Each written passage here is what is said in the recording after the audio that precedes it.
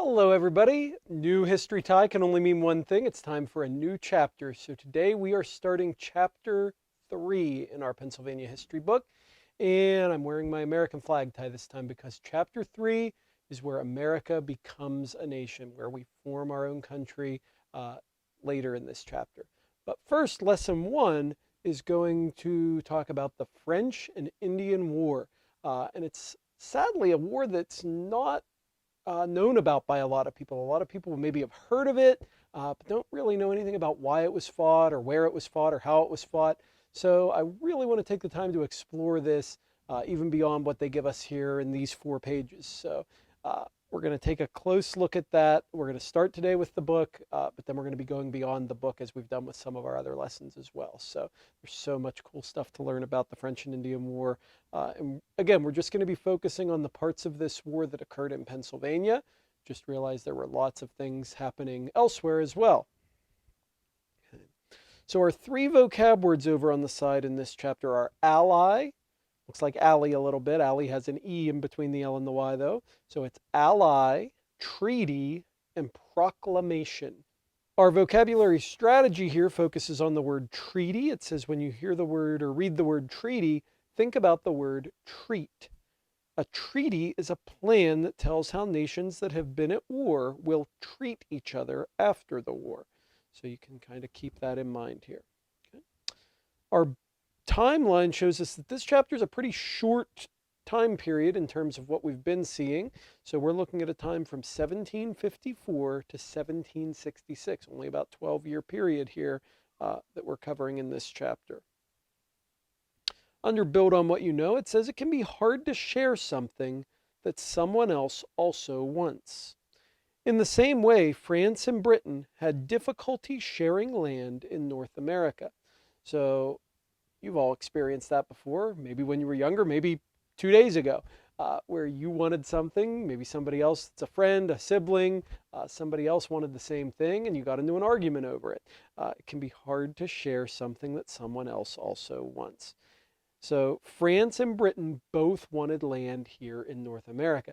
France and England had been fighting for centuries. They had always been against one another and fighting against one another for who was the most powerful country in Europe.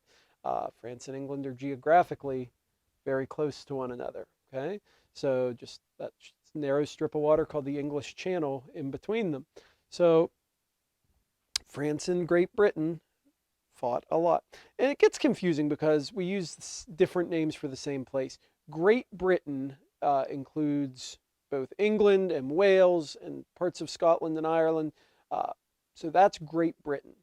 But we also use this term to mean England sometimes, the British Empire. So Great Britain we can kind of think of as England, although there were some other countries that were included in that as well. Okay. Our first heading says conflicts over territory, and the main idea there says that France and Britain fought for control of North America. In the early 1700s, settlers from Britain lived mostly along the Atlantic coast. Over time, British settlers began to move west. The French trapped animals and traded goods on the land west of the Appalachian Mountains. Now, if we think way back to lesson 1 of chapter 1, we talked about the landforms of Pennsylvania. So we've got the English in the Atlantic coastal plain and the Piedmont areas. We've got the French way over to the west in the Allegheny Plateau, maybe a bit up in the Erie Lowland area. So they were separated for a while, but as the English settlers and other settlers started to move west, remember we talked about those different groups of immigrants that came here and started to move toward the western frontier, then they started to get closer and closer to French lands. They did not want British settlers to live on land where the French traded. The French built forts in western Pennsylvania to keep British settlers out of the Ohio River Valley. One of the most important forts in the area was Fort Duquesne. It was built near what is now Pittsburgh. Okay? Some of you may have heard of Duquesne University. Mrs. Jo Dawn, that teaches 5th grade, her daughter goes to Duquesne University. So Duquesne is a very good school, very good college, and that's where it gets its name, is from Fort Duquesne that the French built in that exact spot about 250 years ago. It was built near what is now Pittsburgh. Fort Duquesne protected the French as they traveled and traded along the Ohio and Monongahela rivers. Okay, so they built these forts, this string of forts, and there's actually a map in your book on page 49 that kind of shows some of those French forts as well, in addition to some of the English forts that would have been built a little bit later also. Okay? Now the caption at the bottom of the page is a guy you probably recognize, or at least you recognize his name, and that is George Washington. As a young military leader, Washington led British troops in several early battles with the French. Now, one of the most important things about the French and Indian War is that it kind of gave leaders like Washington a chance to kind of test things out. Washington was a very young man. He was 22 years old at the time the French and Indian War began, so, or at least at the time of some of the very early battles. So he was a very young man. If you think about what a 22-year-old person is doing nowadays, well, they might be in college or trade school. They might be learning their job or learning how to do what they're going to do with their life. Well, what's Washington doing? He's learning how to be a soldier. He's learning how to lead troops and how to be in command. He's watching other people that are good at this so he can learn some of those skills. And that's going to be very, very important about 20 years in the future. So this is Washington's sort of chance to learn about this. Okay? War begins. In 1754, Britain and France began to battle over land in North America. The conflict was called the French and Indian War, although war wasn't officially declared until 1756, okay? But the first fighting took place in 1754 in Pennsylvania. The war got its name because American Indian groups were also involved in it. And that's one of the biggest misconceptions about this war. When you hear the name, the French and Indian War, who do you assume is fighting against who? Well, oh, the French are fighting against the Indians, right? Well, that's not true. It was the French and Indian War. It was the British and some Indian allies fighting against the French and more Indian allies. So both sides had Native American groups assisting them. And we'll talk about allies here in a minute.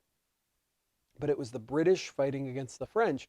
The British named it the French and Indian War because the British who named it were fighting against the French and the Indians.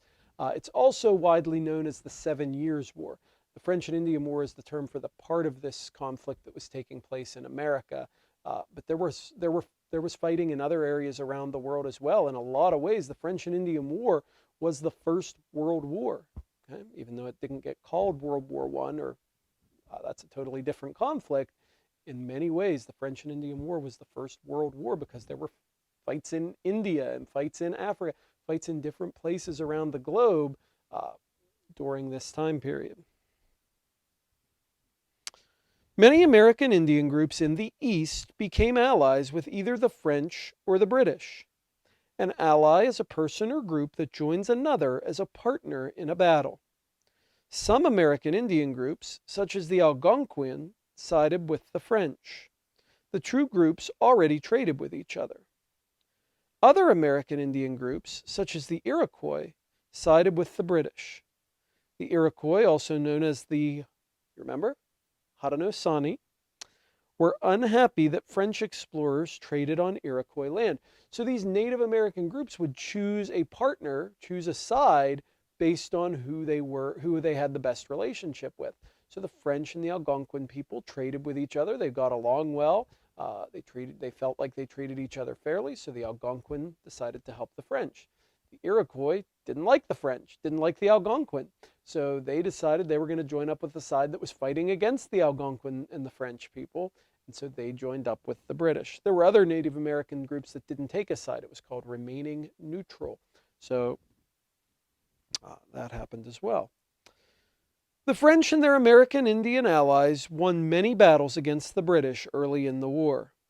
In July 1754, George Washington led British troops in a battle against the French at Fort Necessity, and that's the picture I have in the background today, in southwest Pennsylvania.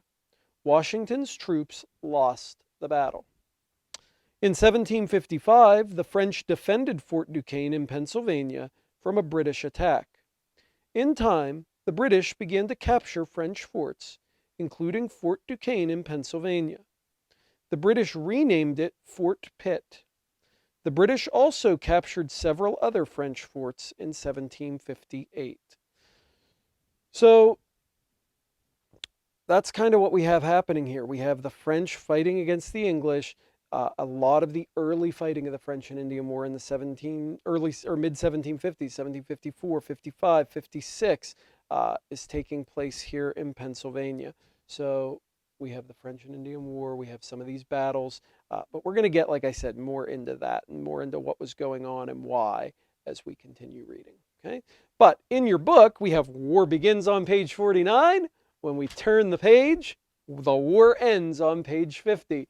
So your book kind of gives just the overview. And that happens a lot with textbooks. When you really want to get to know about a topic, you have to go out on your own. You have to go to the library, go to the internet, and find more information. So that's what we're going to be doing here over the next couple days. Okay. Our main idea on this side is that the British won the French and Indian War and gained land in North America. And that's a very important main idea because that's going to come into play here down the road as well. The British continued to win battles during the war. The French lost more forts and realized that they could not win. The war ended in 1763 with the Treaty of Paris. So that's why it's called the 7 Years' War. It started, even though the fighting started in 1754, war was declared in 1756, and the war lasted until 1763. So that's 7 years if you do the math there. And then the war ended with the signing of the Treaty of Paris.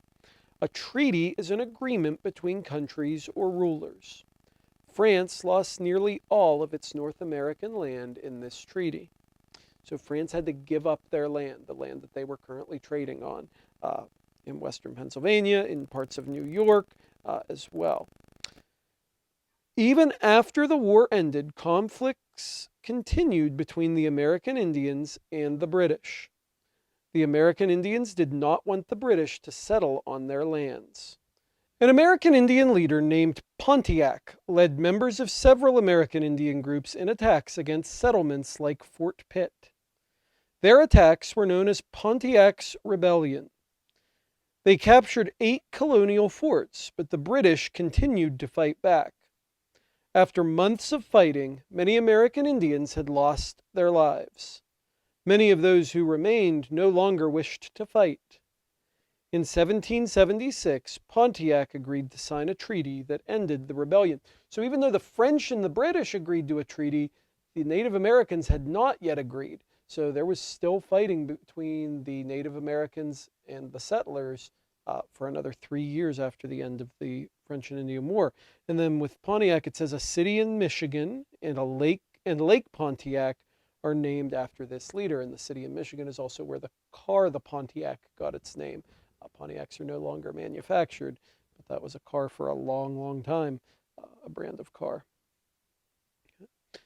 Now, part of the reason for those attacks is because of something called the Proclamation of 1763, which we're going to read about here on the next page. Now, I do have some more information about Pontiac's Rebellion, okay? And it comes out of my other Pennsylvania history book here, my sort of separate book or my backup book. So it says, Chief Pontiac, who lived from 1720 to 1769. Pontiac was a hero to many Indians in the Ohio country. He was not born in Pennsylvania, but he came here to fight for his people's lands. Pontiac's father was Ottawa, and his mother was Chippewa. When Pontiac grew up, he became chief of the Ottawa people. He also led a council of 3 tribes. Pontiac did not like what the British were doing to the Indians. He also thought the Indians were hurting themselves. They were killing too many animals to trade for rum. They were giving up their lands and ways of life.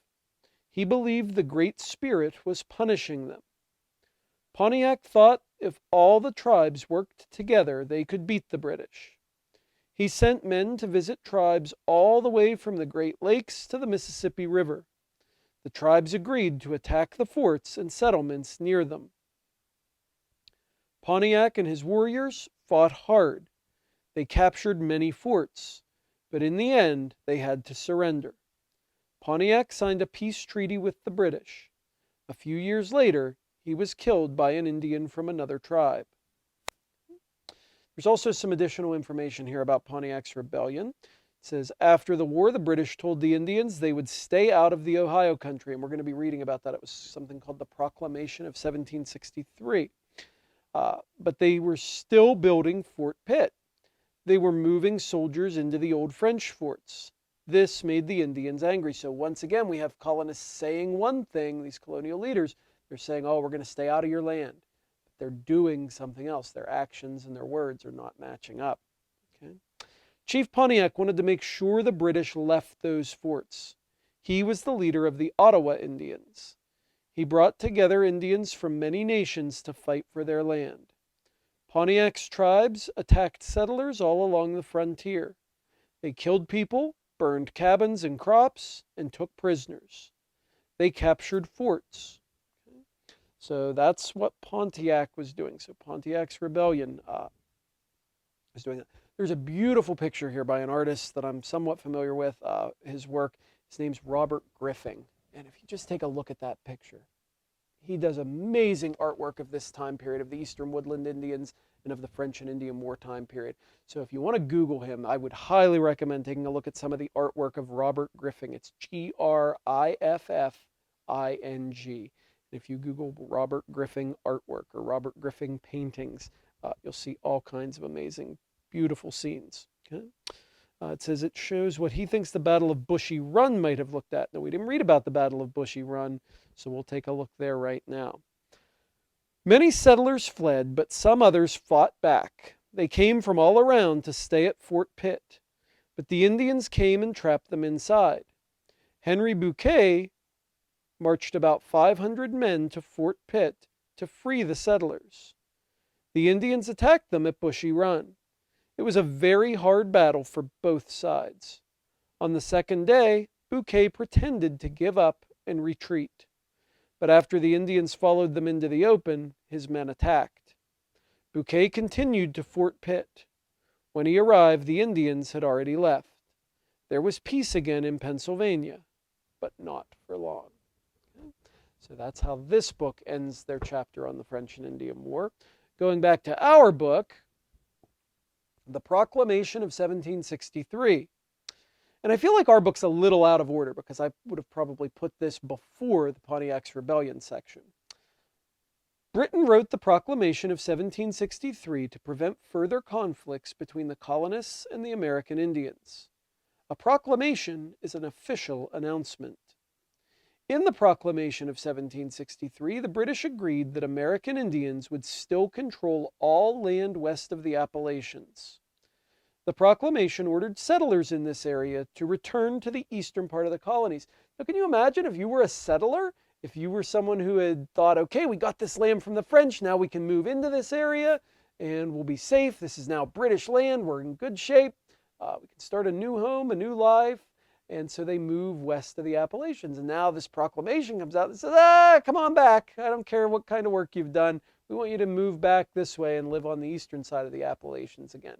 Well, a lot of the colonists said, we're not doing that. We just worked really hard to clear this land, start our farm, build our home. So we have some disagreements there. Colonists were angry about the proclamation. Some had supported the French and Indian War because they thought that it would allow them to move west. Many settlers continued to battle American Indians over land. Okay?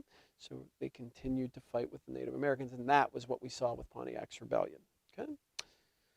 Our lesson summary here has three key things to remember. The first says that the French, British, and some American Indian groups fought the French and Indian War. Then it says the British won the conflict and gained control of much of North America. And finally, the British wrote the Proclamation of 1763. Here it says after Pontiac's Rebellion, but it was really kind of during Pontiac's Rebellion. Why does it matter? Well, the land the British gained in North America would eventually become a part of a new independent nation.